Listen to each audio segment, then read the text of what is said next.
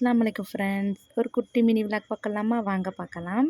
இன்றைக்கி அக்கா பிள்ளைகள் எல்லாருமே வந்திருந்தாங்க. இன்றைக்கி சிக்கன் பிரியாணி போடுறதா பிளான். அதுக்காக நான் பல்லாரி தக்காளி பழம் எடுத்து வச்சுக்கிட்டு இருந்தேன். என் அக்கா பொண்ணு அழகாக அந்த தக்காளியை வச்சு விளையாட ஆரம்பிச்சிட்டாங்க.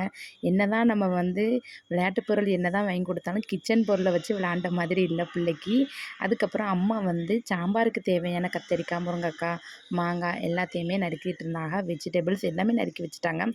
பிரியாணிக்கு தேவையான பல்லாரி தக்காளி பழம் எல்லாம் நானும் அக்காவும் ஒன்றா சேர்ந்து இஞ்சி வெள்ளைப்பூடி எல்லாத்தையுமே ஃப்ரெஷ்ஷாக உரித்து நான் அரைச்சி கொடுத்தேன். அதுக்கப்புறம் வாங்கிட்டு வந்த சிக்கன் எல்லாத்தையுமே அம்மாவுக்கு நான் கழுவி கொடுத்துக்கிட்டு இருந்தேன். சரி, அக்கா ரெஸ்ட் எடுக்க விட்டாச்சு. ஏற்கனவே என் அக்கா பொண்ணுக்கு வேறு ஊசி போட்டிருந்தாங்க.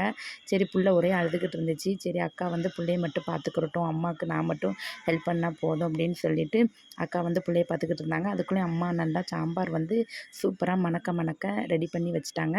இந்த பக்கம் சிக்கன் ரோஸ்ட் பண்ணிக்கிட்டு இருந்தாங்க. பிஸ்மில்லான்னு சொல்லி அதுக்கப்புறம் தேக்ஸா வச்சுக்க ஆரம்பிச்சிட்டேன். நம்ம வீட்டில் இன்றைக்கி சிக்கன் பிரியாணி. அம்மா சூப்பராக பிரியாணி பண்ணிடுவாங்க. அம்மா யாரையுமே எதிர்பார்க்க மாட்டாங்க. அவங்க கிச்சனுக்குள்ளே போயிட்டால் சூப்பராகவே ரெடி பண்ணி முடிச்சிடுவாங்க.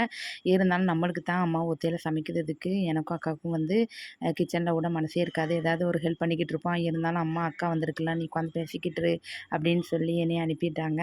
அதுக்கப்புறம் நான் அக்கா பிள்ளைங்க எல்லாருமே குல்ஃபி ஐஸை பார்த்தோன்னே இந்த வெயிலுக்கு இதமாக சூப்பராக குல்ஃபி ஐஸ் வாங்கி சாப்பிட்டுக்கிட்டு இருந்தோம்.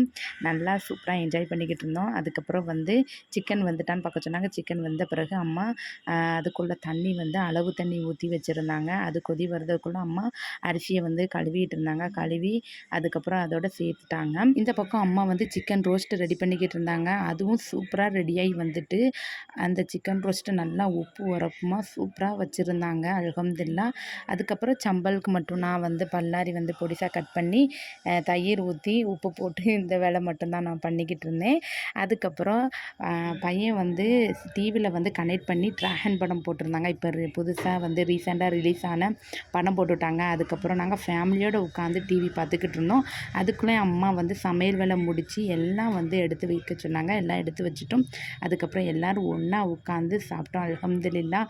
தனியாக சாப்பிட்றதை விட இந்த மாதிரி ஃபேமிலியாக ஒன்றா சேர்ந்து சாப்பிடும்போது அவ்வளோ ஒரு அருமையாகவும் மன நிறைவாகவும் இருந்துச்சு. எங்கள் அம்மா போட்ட பிரியாணி அமிர்தமாக இருந்துச்சு. எந்த ஒரு குறையுமே சொல்ல முடியாது.